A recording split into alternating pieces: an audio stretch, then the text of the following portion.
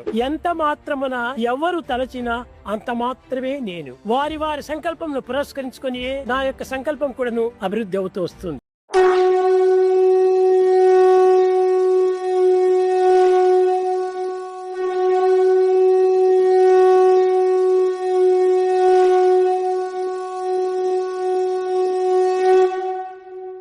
నీకు కష్టమైన పనులు నీవు పరిష్కరించుకోలేకపోతే వాటిని భగవంతుడిపై వదిలేయి. నీ కష్టాన్ని అతడే సులభం చేసి నీవు చెయ్యలేనిది నీ దేవుడు చేస్తాడు.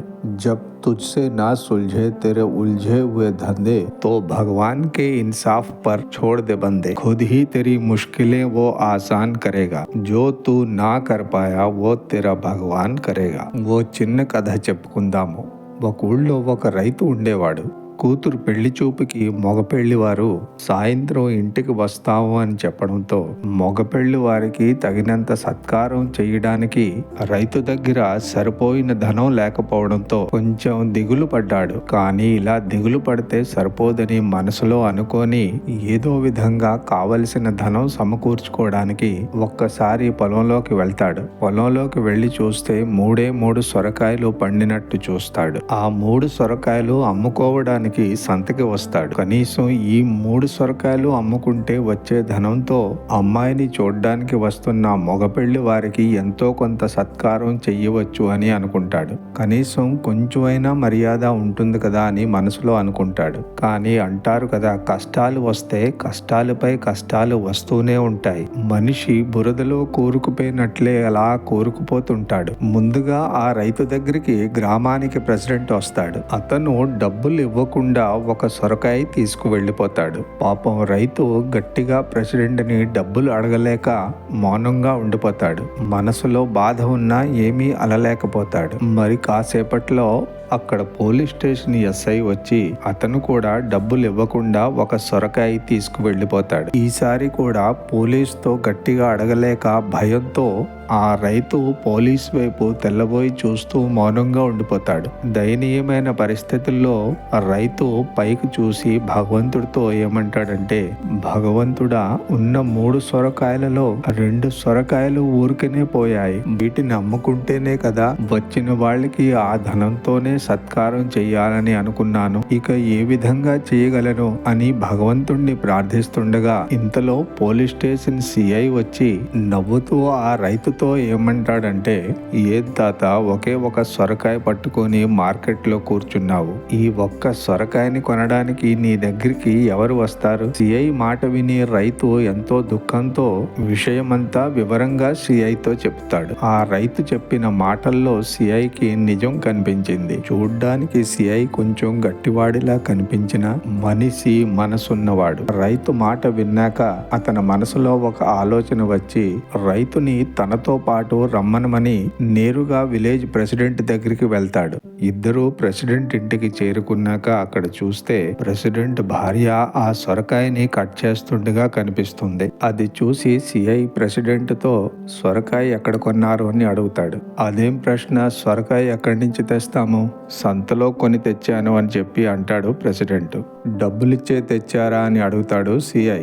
ఆ డబ్బులిచ్చే తెచ్చాను అని అంటాడు గర్వంగా ప్రెసిడెంట్. సిఐ మరలా ప్రెసిడెంట్ తో నిజంగా డబ్బులిచ్చే తెచ్చారా అని అడుగుతాడు. ఈ విధంగా సిఐ నొక్కి నొక్కి అడగగానే సిఐ రైతుకి న్యాయం ఇప్పించడానికి నా దగ్గరికి వచ్చాడు అని ప్రెసిడెంట్ కి విషయం అర్థమవుతుంది. అప్పుడు ప్రెసిడెంట్ ఒప్పుకొని డబ్బులిచ్చి తేలేదు అని అంటాడు. అప్పుడు సిఐ ప్రెసిడెంట్ కి బుద్ధి చెప్పుతూ, సరే ఆ సొరకాయకి 1000 రూపాయలు ఇవ్వండి అని చెప్పి అంటాడు. లేదు కాదు అంటే మీ మీద లేనిపోని కేసులు పెట్టవలసి వస్తుంది. సరే అని ప్రెసిడెంట్ తప్పు ఒప్పుకొని ఆ రైతు చేతిలో 1000 రూపాయలు పెడతాడు. అక్కడ నుంచి రైతుని తీసుకొని సిఐ నేరుగా పోలీస్ స్టేషన్ కు వస్తాడు. పోలీస్ స్టేషన్ లో ఉన్న స్టాఫ్ అందరినీ లైన్ లో నిలబడమని చెప్తాడు. అందరూ లైన్ లో నిలబడ్డాక వీళ్లలో ఎవరిని సొరకాయ తీసుకున్నారని రైతుని చెప్పమని చెప్తాడు. అక్కడ ఉన్న వాళ్లలో ఒక వ్యక్తిపై వ్రేలెత్తి చూపిస్తాడు రైతు. అప్పుడు సిఐ ఆ సిబ్బందిని దెబ్బలాడి ₹1000 చెల్లించమని చెప్తాడు. సిబ్బంది అది విని ఆశ్చర్యంగా ₹1000 సార్ అని అంటాడు. అవును, ₹1000.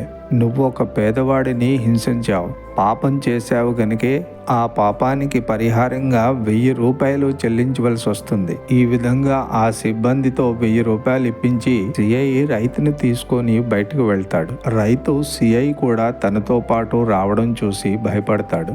బయటకు వచ్చాక సిఐ ఏమంటాడంటే, ఈ ఒక్క సొరకాయ ఇంటికి తీసుకువెళ్ళి ఏం చేస్తావు? సరే, ఇది మీరు తీసుకోండి, నాకు సహాయం చేసినందుకు దీనికి నాకు మీరు డబ్బులు ఇవ్వనక్కర్లేదు, మీకు చాలా ధన్యవాదములు అని అంటాడు. అప్పుడు సిఐ నవ్వుతూ జేబులో నుంచి ₹1000 తీసి రైతుకి ఇస్తూ ఏమంటాడంటే, ఆ సొరకాయ నాకు ఇచ్చి అని చెప్పుతూ, నాకు కూడా వయసొచ్చిన ఒక కూతురున్నది, తనకి కూడా నేను పెళ్లి చేయాలి. రైతు ఎంతో ఆనందంగా ఆ ₹1000 తీసుకొని సిఐకి ఎన్నో ధన్యవాదాలు చెప్తాడు. ఆ తర్వాత ఆకాశం వైపు చూస్తూ భగవంతుడితో ఏమంటాడంటే, స్వామి, మీరు మీ దూతను పంపించి నా సమస్యకి ఈ విధంగా పరిష్కారం చూపించారు. మీకు చాలా చాలా ధన్యవాదాలు స్వామి. ఈ చిన్న కథ ఇక్కడ సమాప్తం అవుతుంది. కానీ మనమందరం తెలుసుకోవాల్సింది ఏంటంటే, మన జీవితాలలో కూడా తప్పకుండా దేవదూతలు వస్తారు. భగవంతునిపై అచంచలమైన విశ్వాసం ఉన్నప్పుడు ఆయన ఏదో రూపంలో వచ్చి మన కష్టాలని దూరం చేసి మనకు తోడుగా నిలబడి మన చెయ్యి పట్టుకొని సరైన దారి చూపిస్తారు. భగవంతునిపై అచంచలమైన విశ్వాసంతో ఆయనని నమ్ముకొని ఉన్నవారు ఎటువంటి పరిస్థితులైనా అన్ని వేళలా ఆనందంగా ఉంటారు. పరోపకార పుణ్యాయ పాపాయ పరపీడనం. మహాభారతం నందు 2 వాక్యముల చేత సర్వులకు ప్రబోధ చేశాడు. Help ever, hurt never. ఇది నిజమైనటువంటిది మనం నేర్చుకోవాల్సింది. సాధ్యమైనంత వరకు కూడాను ఇతరులకు బాధ కలిగించకుండా మనం చూసుకోవాలి. ఒకవేళ నీకు బాధ కలుగుతుందా, కలిగినా పర్వాలేదు, నీ బాధను భగవంతుడు రక్షిస్తాడు. కానీ మనం ఇతరులకు బాధ కలిగించకూడదు. నీకు బాధ కలిగించేటువంటి అధికారం నీకు లేదు. నీవు సామాన్యమైన మానవుడే. ఈ మానవుని యందు మాధవత్వం ఉంటుండాది.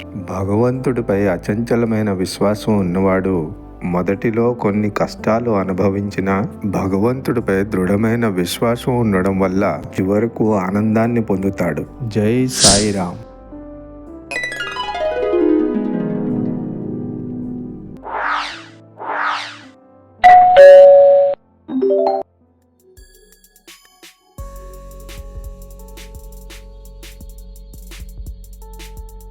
When your complicated matters cannot be resolved by you, then leave everything to God's justice. He himself will make your difficulties easy. What you cannot do, your God will do.